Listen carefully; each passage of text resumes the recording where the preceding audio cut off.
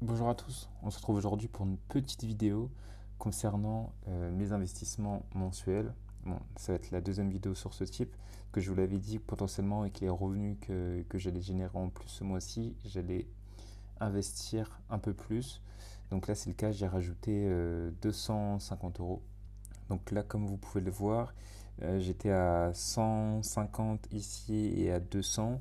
J'ai décidé de rajouter un peu pour être à 400 et 200. Donc pareil, j'ai réduit aussi l'épargne pour des futurs achats sur mon ordinateur.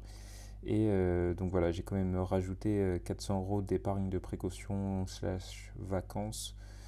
Et donc voilà, ça me donne à peu près ça d'économie ce mois-ci, dont 400 euros d'actions et 200 euros de crypto. Et on va essayer à partir du mois de mars de rester stable dans à peu près les 600 euros d'investissement et en tout 700 euros d'épargne globale, mais à peu près 600 euros d'investissement. Donc ça va un peu varier, mais l'objectif voilà, c'est d'être à 700 euros d'épargne mensuelle en moyenne. Donc voilà, donc on se retrouve sur mon PEA. Donc comme on l'avait vu la dernière fois, donc là vous avez bien mes dernières actions que j'ai achetées, donc Dassault Aviation, une petite plus-value, ça fait une semaine que je les ai achetées, donc de 3% avec 23 euros, et Safran avec 27,89 € de plus-value, donc avec 8,88%. Donc là la question c'est qu'est-ce que je vais acheter. Honnêtement, j'avais encore envie d'acheter des actions. Et là, je trouve que si j'achète encore des actions, on va un peu trop s'égarer de mon objectif qui est d'être majoritairement sur des ETF. Donc, on se retrouve ici.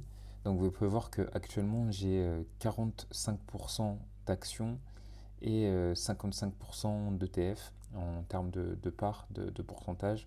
Donc là, vous avez comment il est réparti. Donc là, on voit quand la plus grosse partie, c'est SML pour les actions suivies de Schneider. Et de l'autre côté, c'est le S&P 500. Donc, c'est vrai que là, c'est une question que je dois répondre. Qu'est-ce que je décide d'allouer si c'est encore le S&P 500? Bon, je continue, hein.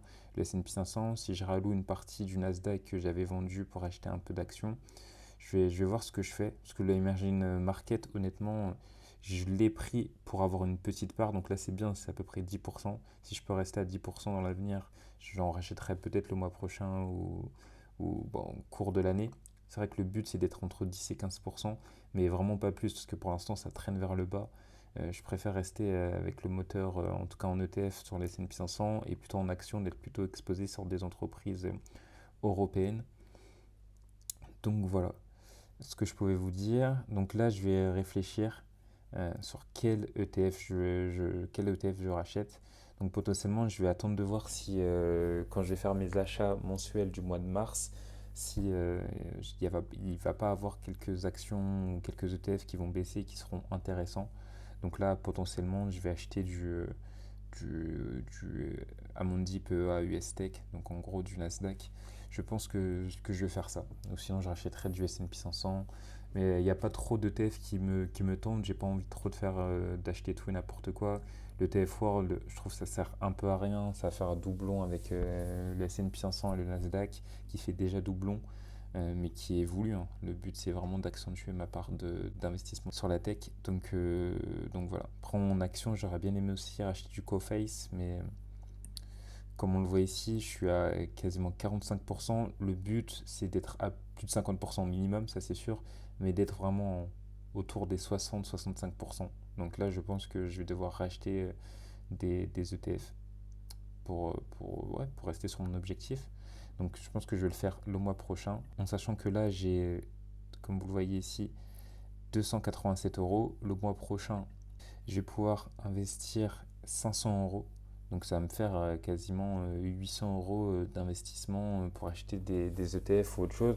Donc le mois prochain, ouais, je vais faire un petit calcul pour respecter un peu, mais pour retourner à peu près à 65% d'ETF. Et s'il me reste un peu, pourquoi pas acheter quelques actions, mais ça m'étonnerait. Mais je m'en empêche pas.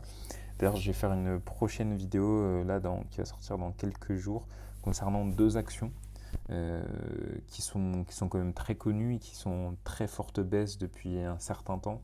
Pour vous demander un peu votre avis dessus, comment vous vous positionnez. Bon, potentiellement, ça va pas être pour moi, car comme je vous l'ai dit, j'essaye de respecter ma part des 65%. Donc ces entreprises que vous voyez ici. Donc je vais en parler d'ici une très prochaine vidéo. Et donc voilà ce que je pouvais vous dire. En tout cas, j'espère que pour vous, vos investissements du mois ont déjà rapporté un petit peu. Même si le but, encore une fois, on est d'accord, c'est sur le long terme, mais c'est toujours cool de voir ces investissements progresser, même 1 ou 2 semaines après avoir fait des achats. Donc voilà ce qu'on pouvait dire pour mon PEA pour le mois de février. Donc j'espère que pour vous, ça se passe bien, que vos investissements se passent bien. Et on se retrouve très bientôt pour une nouvelle vidéo. Salut!